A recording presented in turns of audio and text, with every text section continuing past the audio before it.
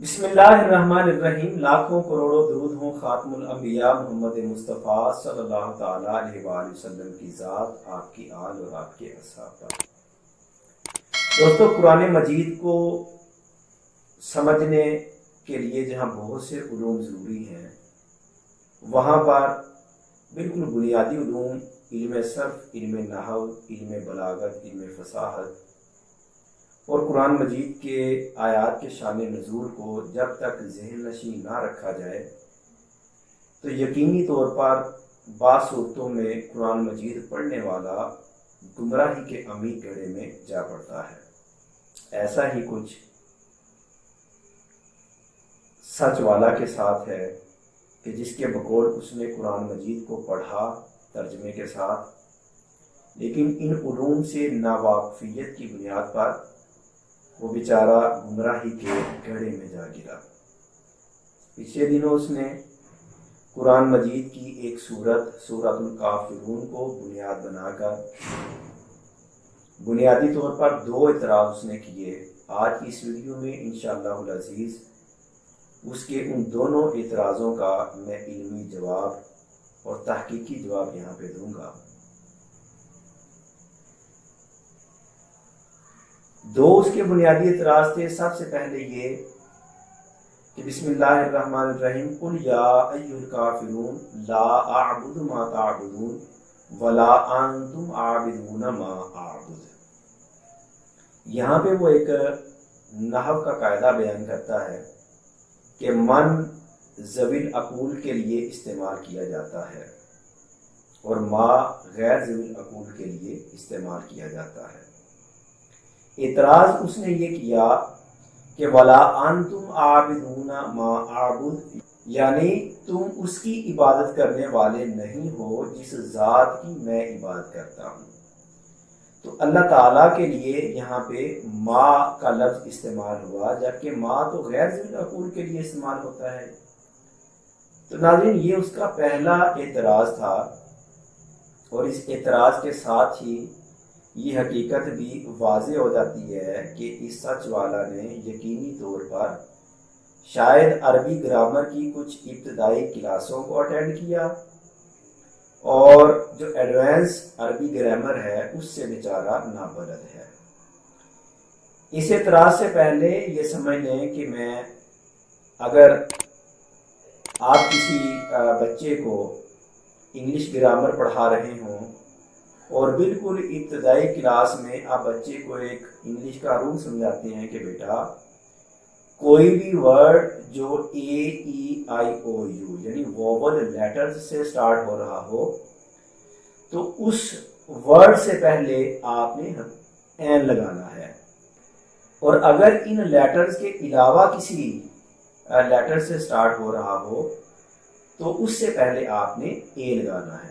Like آپ کہتے ہیں آ چیئر، آ ڈور، آ بک، لیکن اگر ووول لیٹر سے سٹارٹ ہو رہا ہو تو آپ نے این لگانا ہے، جیسے این ایپل، این ایلیفینٹ۔ اب یہاں ہر انگلش گرامر جاننے والا جانتا ہے کہ یہ رول جو ہے وہ ایڈوانس گرامر میں جا کر اس کی بہت زیادہ وضاحت ہو جاتی ہے، یعنی اس میں ووول ساؤنڈ جو ہے اس کا کنسیپٹ بھی بچے کو بڑی کلاسز میں دیا جاتا ہے۔ اب اگر یہاں پہ کوئی یہ اعتراض کرے کہ جی یونیورسٹی یو سے شروع ہوتا ہے لیکن آپ اس سے پہلے اے لگاتے ہیں، تو پھر ظاہر سی بات ہے کہ اس کو ایڈوانس گرامر سمجھانی پڑے گی اور اس کو بتانا پڑے گا کہ جی ووول ساؤنڈ کا بھی ایک رول ہے جو بڑی کلاسز میں سمجھایا جاتا ہے۔ تو سیم اسی طریقے سے اس سچ والا نے بھی ابتدائی گرامر پڑھنے کے بعد بے تکا سا یہ اعتراض کر دیا۔ تو جناب عالی، یہاں پہ گزارش یہ ہے کہ یہ قاعدہ اور کلیہ نہیں ہے کہ ما غیر ذوی العقول کے لیے اور من ذوی العقول کے لیے استعمال ہو۔ ایڈوانس گرامر میں جب بچہ علم نحو میں آگے جاتا ہے تو اس کو یہ بھی پڑھایا جاتا ہے کہ من بعض اوقات غیر ذوی العقول کے لیے اور ما ذوی العقول کے لیے بھی استعمال ہوتا ہے۔ یعنی عربی کی جو بڑی کتابیں ہیں علم نحو کی، ان میں یہ قاعدہ باقاعدہ طور پر دیا گیا ہے کہ ما یجیء بمعنی من، کہ ما کبھی من کے معنی میں بھی استعمال ہوتا ہے. تو یہاں اس آیت کریمہ میں بھی ما من ہی کے معنی میں ہے. جیسے من آپ کے قاعدے کے مطابق، قاعدہ کلیہ کے مطابق ذوی العقول کے لیے استعمال ہوتا ہے، لیکن اہل عرب کا ایک بڑا مشہور جملہ ہے یا من طالق فی السماء. یہ سورج یا چاند کو جب اپنے اشعار میں بیان کرتے ہیں تو اس طرح کے الفاظ وہ کہتے ہیں یا من طالق فی السماء، اے آسمان میں چمکنے والے. اب ظاہر سی بات ہے کہ چاند اور سورج ذوی العقول نہیں ہے، لیکن اس کے لیے من کا جو لفظ ہے من استعمال کیا جاتا ہے. تو سچ والا صاحب کو میں یہ سجیسٹ کروں گا کہ وہ قرآن پر اعتراض کرنے سے پہلے عربی کی جو ایڈوانس گرامر ہے اس کو ضرور مد نظر رکھا کریں.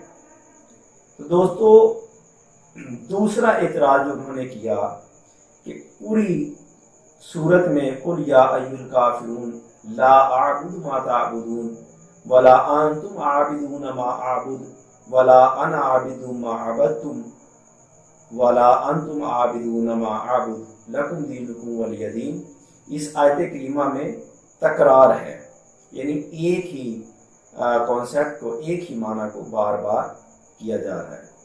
تو جناب عالی بلاغت اگر آپ نے پڑھی ہوتی تو آپ یہ اعتراض نہ کرتے، کیونکہ بلاغت کا ایک اصول ہے کہ تکرار بعض اوقات تاکید کے لیے آتا ہے، ایک معنی کو مؤکد کرنے کے لیے، تاکید کے لیے. اگر آپ تکرار للتاکید کو گوگل میں بھی سرچ کریں گے تو آپ کو ڈیفینیشن بآسانی مل جائے گی. اس کی ڈیفینیشن میں آپ کو سنا دیتا ہوں کہ یراد بہ اثارۃ توقع الملتقی، کہ اس کا مقصد یعنی ایک معنی کو تکرار کرنے کا جو بلاغت میں مقصد ہوتا ہے وہ وصول کنندہ کی توقعات کو بیدار کرنا ہے. تاکید المعنی، معنی کی تصدیق کرنا، و ترسیخھا فی ذہن، اور ذہن میں اس کو راسخ کرنا، قائم کرنا اس کا مقصد ہوتا ہے. اب اس آیت کریمہ کے اگر آپ شان نزول کو دیکھیں تو نبی کریم صلی اللہ تعالیٰ علیہ وآلہ وسلم کے پاس چند کفار آتے ہیں اور آپ سے کہتے ہیں کہ آپ ہمارے بتوں کی عبادت کریں، ہم آپ کے خدا کی عبادت کریں گے. نبی کریم صلی اللہ تعالیٰ علیہ وآلہ وسلم نے اس سے صاف انکار کیا. اس کے بعد انہوں نے دوسرا مطالبہ یہ رکھا کہ آپ ہمارے بتوں کو چھو ہی لیں تو ہم آپ کے معبود کی عبادت کریں گے. اللہ کے نبی صلی اللہ تعالیٰ علیہ وآلہ وسلم نے اس سے بھی انکار کیا تو یہ سورہ مبارکہ نازل ہوئی. اب انہوں نے دو مطالبے کیے تو ان کے جواب میں ظاہر سی بات ہے کہ کوئی ایسا کلام چاہیے تھا جو بہت زیادہ مؤکد ہوتا، جس میں تاکید ہوتی. تو قرآن مجید کی اس صورت کو نازل کرنے کا ایک مقصد جو بلاغت کی روح سے ہم دیکھتے ہیں وہ معنی کی تاکید ہے.